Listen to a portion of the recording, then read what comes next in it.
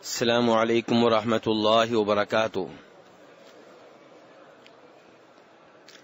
ان الحمد للہ نحمده ونستعینه ونستغفره ونعوذ باللہ من شرور انفسنا ومن سیئات اعمالنا من يهده الله فلا مضل له ومن يضلل فلا هادي له أشهد أن لا إله إلا الله وحده لا شريك له وأشهد أن محمدا عبده ورسوله أما بعد فإن خير الحديث كتاب الله وخير الهدي هدي محمد صلى الله عليه وسلم وشر الأمور محدثاتها وكل محدثة بدعة وكل بدعة ضلالة وكل ضلالة في النار۔ ہر قسم کی حمد و ثنا اللہ تبارک و تعالی کے لیے، جس نے ہماری ہدایت کے لیے بہت سے نبی اور بہت سے رسول مبعوث فرمائے، اور درود و سلام ہوں جناب نبی اکرم صلی اللہ علیہ وسلم کی ذات اقدس پہ، جنہیں آخری نبی بنا کر دنیا میں بھیجا گیا۔ میرے بھائیوں، گزشتہ کئی دنوں سے الاصول الثلاثہ نامی کتاب پہ درس چل رہا ہے۔ یہ ان عظیم کتابوں میں سے ایک ہے جسے مسجد نبوی میں پڑھایا جاتا ہے، یاد کروایا جاتا ہے، اور بنیادی طور پہ یہ کتاب اسلام کا مختصر سا تعارف ہے، اللہ تعالی کی پہچان، اللہ کے نبی علیہ الصلوۃ والسلام کی پہچان اور دین اسلام کی پہچان۔ کتاب کے مؤلف نے ان تین امور کا تذکرہ کرنے سے پہلے چند چیزیں تمہید کے طور پہ ذکر کی ہیں۔ ان میں سے آخری بات یہ ہے کہ وَأَعْظَمُ مَا أَمَرَ اللَّهُ بِهِ التَّوْحِيدُ وَهُوَ إِفْرَادُ اللَّهِ بِالْعِبَادَةِ، کہ اللہ تعالی نے ہمیں بہت سے آرڈر دیے ہیں، بہت سے احکام دیے ہیں، لیکن جو اللہ نے سب سے بڑا آرڈر دیا ہے وہ توحید کا آرڈر ہے۔ اللہ نے نماز پڑھنے کا حکم دیا، زکوٰۃ ادا کرنے کا حکم دیا، حج کرنے کا حکم دیا، اچھی باتیں کہنے کا حکم دیا، لیکن جتنے بھی اللہ نے آرڈر دیے ہیں ان میں سے سب سے بڑا آرڈر کس چیز کا ہے؟ توحید کا۔ اللہ تعالیٰ فرماتے ہیں قرآن پاک کے پہلے آرڈر میں، یا ایھا الناس اعبدوا ربکم الذی خلقکم۔ قرآن پاک میں جو پہلا آرڈر آیا ہے وہ یہ آیا ہے کہ اے لوگو، اپنے اس رب کی عبادت کرو جس نے تمہیں پیدا کیا ہے۔ تو یہ سب سے بڑا آرڈر ہے، سب سے پہلا آرڈر ہے قرآن پاک میں، اور اس کی اہمیت تمام آرڈروں میں سب سے بڑھ کر ہے۔ اسی لیے بخاری شریف کی حدیث ہے، مسلم شریف میں بھی آئی ہے کہ جب نبی علیہ الصلوۃ والسلام جناب معاذ ابن جبل رضی اللہ تعالیٰ عنہ کو یمن میں گورنر بنا کر بھیج رہے تھے۔ کس صحابی کو بھیج رہے تھے؟ معاذ ابن جبل کو کہاں بھیج رہے تھے؟ اپنا گورنر بنا کر بھیج رہے تھے۔ تو آپ نے انہیں کیا وصیت کی؟ کیا آپ نے یہ کہا کہ اتنا چندہ جمع کر کے بھیجنا ہے، اتنی زکوٰۃ جمع کر کے بھیجنی ہے؟ پہلی چیز آپ نے کیا کہی؟ آپ نے کہا اِنَّكَ تَأْتِي قَوْمًا مِّنْ أَهْلِ الْكِتَابِ، معاذ جن کی جانب میں تمہیں بھیج رہا ہوں وہ لوگ اہل کتاب ہیں۔ کون ہیں؟ کیا مطلب اہل کتاب سے کیا مراد ہے؟ جی یہ وہ لوگ ہیں جن پہ آسمانی کتابیں نازل ہوئی تھیں، ان کے یہودی اور عیسائی ہیں۔ جن کی جانب میں تمہیں بھیج رہا ہوں گورنر بنا کر، یہ کون لوگ ہیں؟ یہودی اور عیسائی ہیں۔ یمن میں یہودی اور عیسائی رہتے ہیں۔ یہودی اور عیسائی کلمہ پڑھتے تھے کہ نہیں پڑھتے تھے؟ پڑھتے تھے، توحید کا کلمہ پڑھتے تھے، لا الہ الا اللہ وہ کہتے تھے، لیکن عیسائی کہتے تھے لا الہ الا اللہ عیسیٰ رسول اللہ، کہ اللہ کے سوا کوئی معبود برحق نہیں، لیکن جو عیسیٰ ہیں وہ اللہ کے رسول ہیں، ہمارے نبی کو رسول نہیں مانتے تھے۔ اب چاہیے یہ تھا، میری عقل یہ کہتی ہے، آپ کی عقل یہ کہتی ہے کہ آپ جناب معاذ سے کہتے کہ توحید کو تو پہلے سے مانتے ہیں، اب تم نے یہ منوانا ہے کہ موجودہ رسول کون ہے؟ جناب محمد صلی اللہ علیہ وسلم۔ لیکن آپ کیا کہہ رہے ہیں؟ آپ کہہ رہے ہیں کہ معاذ سب سے پہلی بات جو تم نے ان سے کہنی ہے وہ یہ کہ وہ اس بات کا اعلان کریں، اس بات کا اعتراف کریں، اس بات کا اقرار کریں کہ اللہ کے سوا کوئی معبود برحق نہیں ہے اور محمد اللہ کے رسول ہیں صلی اللہ علیہ وسلم۔ تو سب سے پہلے کیا ہے؟ توحید ہے، پھر رسالت ہے۔ سب سے پہلے کیا میرے بھائیو؟ توحید ہے، پھر رسالت ہے۔ یہودی عیسائی کلمہ پڑھتے تھے، لیکن کلمہ پڑھنے کے ساتھ ساتھ اللہ کے ساتھ اوروں کو شریک ٹھہراتے تھے۔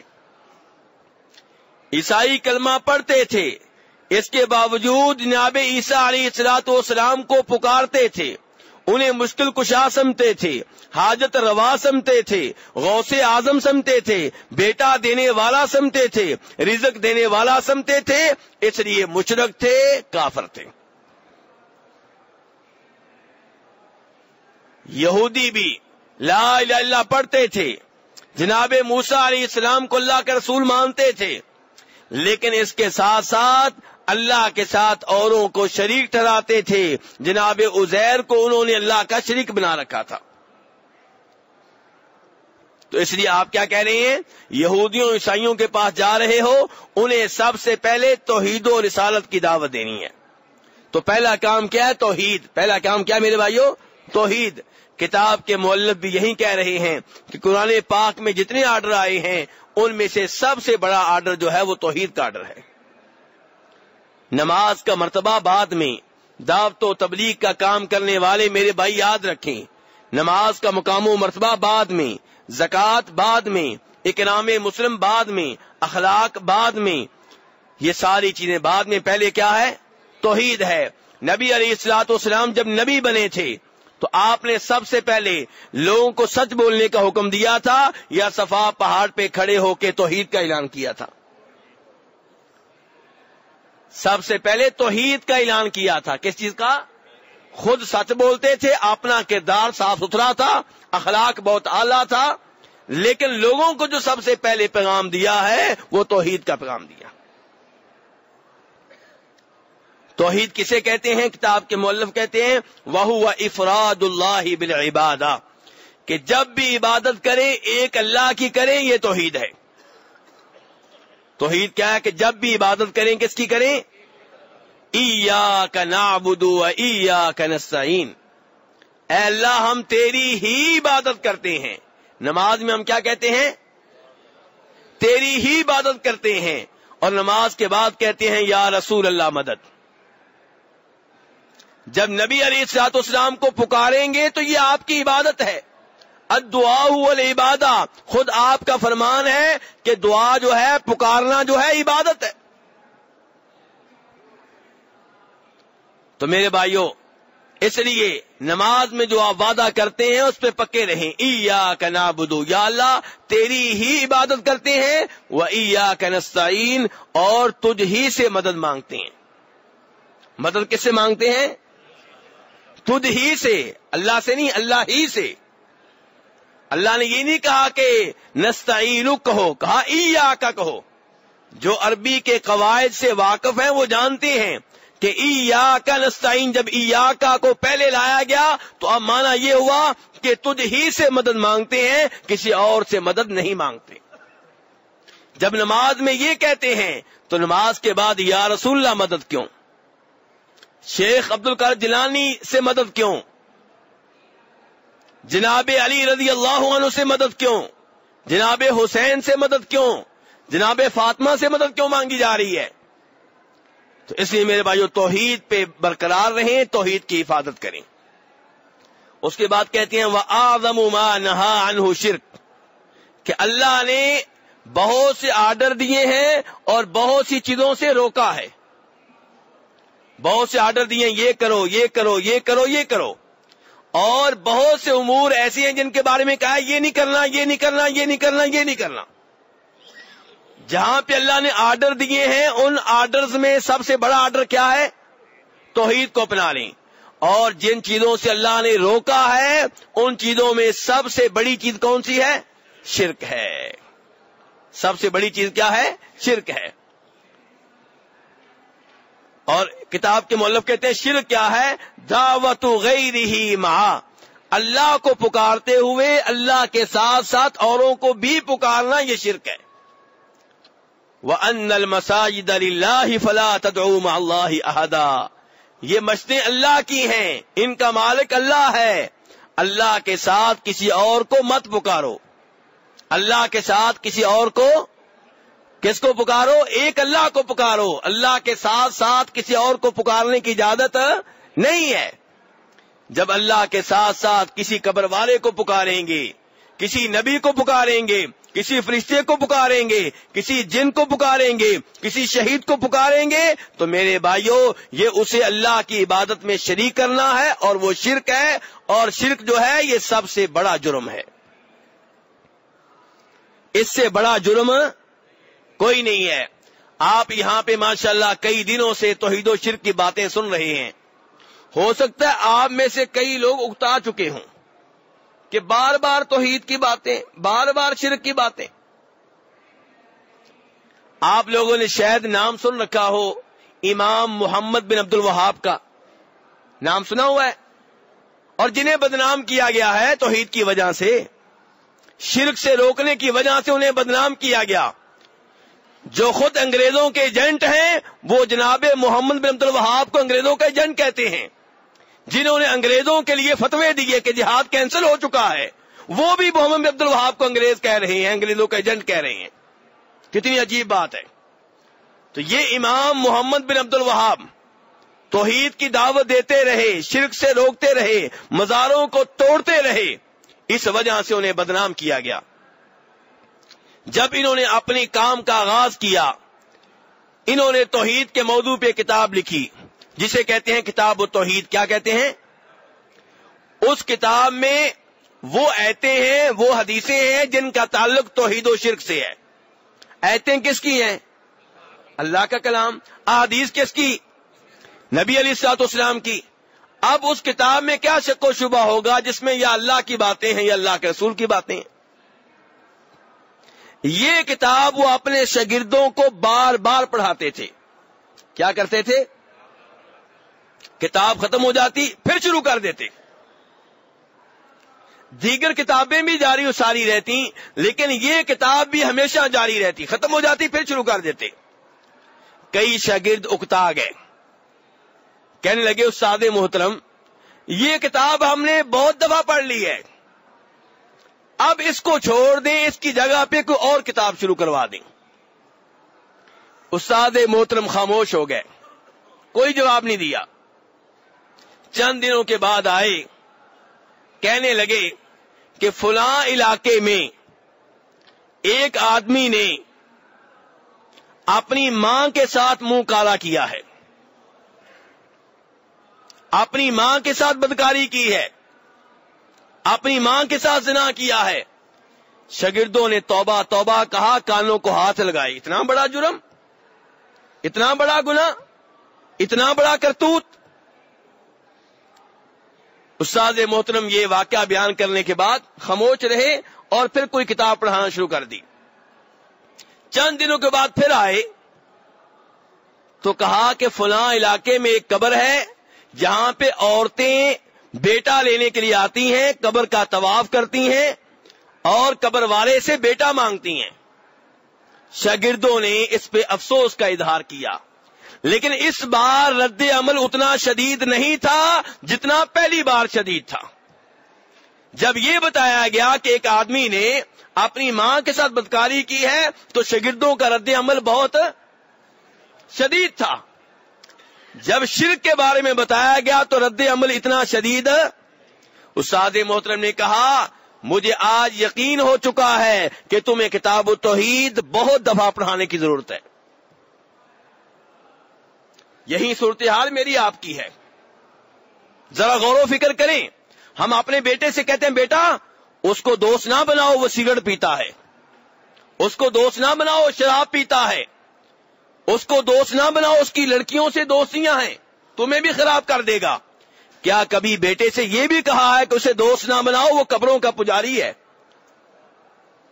وہ قبروں پہ چادریں چڑھاتا ہے, وہ قبروں پہ آ کے قبر والوں کے نام پہ بکرے ذبح کرتا ہے؟ نہیں, یہ تو ہم نے کبھی نہیں کہا. ہمارا جو رشتہ دار ایسا ہو کہ اس کی اولاد سگریٹ پیتی ہو, نشہ کرتی ہو, بدکاری کرتی ہو, ہم ان رشتہ داروں کا گھر میں داخلہ بند کر دیتے ہیں, خود بھی ان کے گھر میں نہیں جاتے. لیکن جو رشتہ دار شرک کرتا ہو کوئی مسئلہ ہی نہیں ہے. میں یہ نہیں کہتا آپ کو کہ آپ فوری طور پہ تعلقات ختم کر دیں, میں تو کہتا ہوں تعلقات قائم کریں اور آپ کا مقصد یہ ہو کہ یہ میرا رشتہ دار ہے, اسے میں نے جہنم کی آگ سے بچانا ہے, یہ میرا رشتہ دار ہے, اسے میں نے جنت میں لے کر جانا ہے. شرک کے بارے میں اسے خبردار کرنا ہے, اسے قبروں کی پوجا سے ہٹا کر اللہ کی عبادت پہ لگانا ہے. تو میرے بھائیو اس لیے کتاب کے مؤلف کیا بتا رہے ہیں کہ سب سے بڑا گناہ کیا ہے؟ شرک ہے. امام بخاری رحمہ اللہ روایت کرتے ہیں, امام مسلم روایت کرتے ہیں جناب عبداللہ ابن مسعود رضی اللہ تعالیٰ عنہ سے, وہ کہتے ہیں کہ نبی علیہ الصلوۃ والسلام سے سوال ہوا ای الذنب اعظم, اے اللہ کے رسول گناہوں میں سے سب سے بڑا گناہ کون سا ہے؟ آپ نے فرمایا ان تجعل للہ ندا وہو خلقک, سب سے بڑا گناہ یہ ہے کہ وہ جو خالق ہے جس نے آپ کو پیدا کیا ہے اس کے ساتھ آپ اوروں کو شریک بنا لیں. تو میرے بھائیو اللہ کے ساتھ کسی کو شریک نہیں بنانا, نہ عبادت میں, نہ پکارنے میں, نہ بکرا ذبح کرنے میں, نہ منت ماننے میں, نہ طواف کرنے میں, ان تمام امور میں وہ وحدہ لا شریک ہے. قسم جب بھی اٹھائی جائے کس کی اٹھائی جائے؟ ایک اللہ کی اٹھائی جائے, اس کے ساتھ کسی اور کو شریک نہ کیا جائے. بلکہ یہاں میں توجہ یہ بھی دلانا چاہوں گا کہ امام احمد رحمہ اللہ روایت کرتے ہیں جناب عقبہ بن عامر الجوہنی رضی اللہ تعالیٰ عنہ سے کہ نبی علیہ الصلوۃ والسلام کے پاس 10 لوگ آئے مسلمان ہونے کے لیے, آپ کی بیعت کرنے کے لیے, آپ کا کلمہ پڑھنے کے لیے. آپ نے 9 سے بیعت لی, انہیں مسلمان کیا, 10ویں سے آپ نے بیعت نہیں لی. یہ 9 کہنے لگے اللہ کے رسول یہ بھی ہمارے ساتھ ہے, اس سے بھی بیعت نہیں. فرمایا اس نے تعویذ پہنا ہوا ہے. کیا پہنا ہوا ہے؟ تعویذ پہنا ہوا ہے. اس آدمی نے تعویذ اتار کر پھینک دیا, پھر آپ نے بیعت لی اور فرمایا من علق تمیمۃ فقد اشرک, جو تعویذ لڑکائے اس نے اللہ کے ساتھ شرک کیا ہے. میرے بھائیو آپ کے تعویذ 2 طرح کے ہیں, توجہ سے بات سنیے گا. ایک وہ تعویذ ہے جس میں صرف قرآن پاک لکھا ہوا ہے, جس میں صرف نبی علیہ الصلوۃ والسلام کی دعائیں لکھی ہوئی ہیں, ہم اسے شرک نہیں کہتے. لیکن یہ بھی پہننا جائز نہیں ہے, اس لیے کہ یہ کام نبی علیہ الصلوۃ والسلام نے نہیں کیا, صحابہ کرام سے یہ کام کسی صحیح سند سے ثابت نہیں ہے.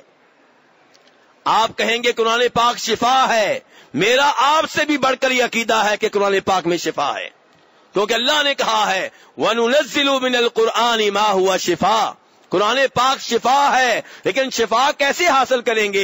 اللہ نے قرآن پاک میں یہ بھی کہا ہے کہ شہد بھی شفا ہے. شہد سے شفا کیسے حاصل کریں گے؟ شہد کی بوتل لے کر گلے میں لٹکا لیں, شفا مل جائے گی؟ آپ کہیں جی قرآن پاک میں آیا کہ شہد میں شفا ہے, اور بوتل لی, بوتل میں شہد ڈالا, گلے میں لٹکا لی, 2 سال سے لٹکائی ہوئی ہے, کیا ایسے شفا مل جائے گی؟ کیسے ملے گی؟ کھانے سے ملے گی. قرآن پاک میں شفا ہے, پڑھنے سے ملے گی. آپ مریض ہیں، آپ کی ماں مریض ہے، آپ کا بیٹا مریض ہے، قرآن پاک پڑھ کر پھونکیں، دم کریں، جیسے نبی علیہ السلام کرتے تھے، آپ کے صحابہ کرام کرتے تھے۔ ایک طرف یہ نعرہ لگاتے ہیں کہ ہم بزرگوں کو مانتے ہیں، تو سب سے بڑے بزرگ تو نبی علیہ السلام ہیں، سب سے بڑے بزرگ صحابہ کرام ہیں، انہوں نے قرآن پاک سے شفا کیسے لی؟ بخاری شریف کی حدیث ہے، جناب ابو سعید خدری روایت کرتے ہیں رضی اللہ تعالیٰ عنہ کہ انہوں نے ایک آدمی کو دم کیا، 7 دفعہ سورہ فاتحہ پڑھی اور شفا یاب ہو گیا۔ نبی علیہ السلام پہ جب جادو ہوا تو آپ سے کہا گیا اور آپ کو دم بھی کیا گیا، کن صورتوں سے؟ قل هو اللہ احد سے، قل اعوذ بالفلق سے، قل اعوذ بالناس سے۔ قرآن پاک پورے کا پورا شفا ہے۔ تو اس لیے میرے بھائی ہر اس کام سے دور رہیں جو شرک ہے یا شرک کا حصہ ہے۔ اللہ کے علاوہ کسی اور کی قسم اٹھانا یہ درست نہیں ہے۔ تعویذ قرآنی ہے تو ہم اسے شرک نہیں کہتے کیونکہ قرآن ہے، لیکن وہ بھی پہننا نبی علیہ السلام سے ثابت نہیں ہے، صحابہ کرام سے ثابت نہیں ہے۔ اور اگر تعویذ وہ ہے جو عام طور پہ آپ نے باندھے ہوئے ہیں، الٹی سیدھی لکیریں، کھوپڑی بنی ہوئی ہے، ہڈیاں بنی ہوئی ہیں، ہندسے لکھے ہوئے ہیں 1 2 3 786، الگ الگ حروف لکھے ہوئے ہیں، کاف الف لام میم نون، تو یہ چیزیں اگر جو ہیں یہ تو باقاعدہ شرک ہے میرے بھائیوں۔ اور عام طور پہ جو تعویذ آپ نے پہنے ہوئے ہیں ان میں ایسی چیزیں ہوتی ہیں۔ تعویذ لکھنے والا عام طور پہ وہ ہوتا ہے جس کے جنوں سے رابطے ہوتے ہیں، شیطانوں سے رابطے ہوتے ہیں، یہ اس جن شیطان کو راضی کرتا ہے شرک کر کے، اور وہ جن پھر اس کی کچھ نہ کچھ مدد کر دیتا ہے، اور ہم کہتے ہیں جی ہمیں فائدہ ہوا ہے۔ یہ کبھی نہیں سوچا کہ فائدہ ہونا نہ ہونا بات کی بات ہے، میں یہ دیکھوں کہ میرا یہ عمل قرآن و حدیث کے مطابق ہے یا نہیں۔ تو اس لیے میرے بھائیوں شرک سے ہر ممکن طریقے سے بچنے کی کوشش کریں، قرآن پاک سے شفا حاصل کریں، دم کیا کریں، گھر میں سورہ بقرہ پڑھا کریں، اور ہر نماز کے بعد نبی علیہ السلام سے ثابت ہے قل هو اللہ احد کی تلاوت کی جائے، قل اعوذ بالفلق کی تلاوت کی جائے، قل اعوذ بالناس کی تلاوت کی جائے، ہر نماز کے بعد آیت الکرسی کی تلاوت کی جائے۔ تو بہرحال آج کا موضوع یہ تھا کہ قرآن پاک میں سب سے بڑا جو آرڈر آیا ہے وہ کس چیز کا ہے؟ توحید کو اپنانے کا، اور جن چیزوں سے روکا گیا ہے ان میں سے سب سے بری چیز کون سی ہے؟ شرک ہے۔ اللہ نے بدکاری سے روکا، قتل کرنے سے روکا، یتیموں کا مال کھانے سے روکا، سود سے روکا، لیکن جن چیزوں سے روکا ہے ان میں سے سب سے بری چیز کیا ہے؟ شرک ہے، کیونکہ یہ وہ جرم ہے جس کے بارے میں اللہ تعالیٰ کہتے ہیں ان اللہ لا یغفر ان یشرک بہ ویغفر ما دون ذلک لمن یشاء، کہ اللہ تعالیٰ جتنے بھی گناہ ہیں چاہیں گے تو معاف کر دیں گے، چاہیں گے تو معاف نہیں کریں گے، لیکن شرک کے بارے میں اللہ کا پیشگی اعلان ہے کہ اگر کوئی شرک پہ فوت ہوا تو اسے کبھی بھی معاف نہیں کروں گا۔ اللہ تعالیٰ نے 7ویں سپارے میں سورہ نعم میں بہت سے انبیاء کرام علیہ السلام کا نام لیا، جناب ابراہیم علیہ السلام کا، جناب نوح علیہ السلام کا، جناب لوط علیہ السلام کا، جناب یوسف علیہ السلام کا، جناب زکریا علیہ السلام کا، جناب یحییٰ علیہ السلام کا، بہت سے انبیاء کرام کے نام لینے کے بعد کہا کہ ولو اشرکوا لحبط عنہم ما كانوا يعملون، اگر یہ بھی شرک کرتے تو ان کی ساری نیکیاں ضائع ہو جاتی۔ شرک ہو تو نمازوں کا کوئی فائدہ نہیں، شرک ہو تو حج کا کوئی فائدہ نہیں، شرک ہو تو مشتیں بنانے کا کوئی فائدہ نہیں۔ مکہ کے مشرکوں نے کعبہ کو تعمیر کیا تھا، بیت اللہ کے متولی تھے، حج کرتے تھے، عمرہ کرتے تھے، طواف کرتے تھے، لبیک اللہم لبیک کہتے تھے، پھر بھی کافر کے کافر تھے، مشرک کے مشرک تھے، کیونکہ اللہ کو راضی کرنے کے ساتھ ساتھ وہ لات عزا ہبل کو بھی پکارتے تھے کہ یہ ہمارے سفارچی ہیں، یہ اللہ کے ہاں بزرگ ہیں، اللہ ان کی موڑتا نہیں ہے، ہماری سنتا نہیں ہے۔ اور 24ویں سپارے میں سورہ زمر میں اللہ تعالیٰ نے نبیوں کے امام خاتم النبیین جناب محمد صلی اللہ علیہ وسلم کو مخاطب کر کے کہا کہ لئن اشرکت لیحبطن عملک ولتکونن من الخاسرین، کہ اگر آپ بھی شرک کریں گے تو آپ کی ساری نیکیاں ضائع ہو جائیں گی۔ انبیاء کرام علیہم الصلوۃ والسلام شرک کرنے والے نہیں ہیں، لیکن اللہ نے انہیں مخاطب کر کے مجھے اور آپ کو وارننگ دی ہے کہ جب میں نے اپنے نبی سے یہ کہہ دیا ہے تو تم کیا چیز ہو۔ اللہ تعالیٰ ہمیں شرک سے محفوظ رہنے کی توفیق عنایت فرمائے۔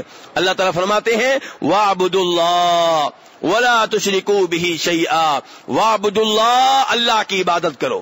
کس کی عبادت کرو؟ لیکن اللہ نے یہاں پہ اکتفا نہیں کیا، اسی پہ بس نہیں کی، آگے کہا وَلَا تُشْرِكُوا بِهِ شَيْئًا، اللہ کی عبادت کرو اور عبادت میں اللہ کے ساتھ کسی اور کو شریک نہ ٹھہراؤ، یہ بہت ضروری ہے۔ اعبدوا اللہ واجتنبوا الطاغوت، لا الہ لا الہ اللہ کا مطلب یہ نہیں ہے کہ اللہ معبود ہے، کیا مطلب ہے کہ اللہ کے علاوہ کوئی معبود نہیں ہے، گائے معبود نہیں ہے، تم عبادت کرتے ہو معبود ہے لیکن معبود برحق نہیں ہے۔ قبروں کی پوجا کرتے ہو، قبر بھی معبود بن گئی لیکن اس کی غلط عبادت ہو رہی ہے، معبود برحق نہیں ہے۔ بزرگوں کی عبادت کرتے ہو، ان کی شان اپنی جگہ پہ لیکن عبادت کے حقدار نہیں ہیں، وہ بھی معبود برحق نہیں ہے۔ رب العالمین ہم سب کو شرک سے محفوظ رہنے کی توفیق